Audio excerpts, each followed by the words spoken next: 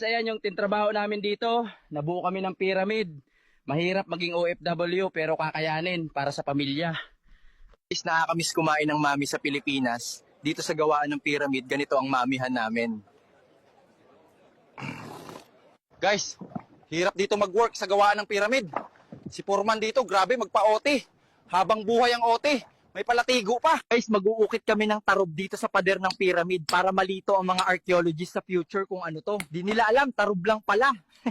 Guys, mag-uukit kami ng edits dito sa pader ng pyramid. Di alam ni Foreman, lalagyan namin ng edits ng Pinoy tong pyramid.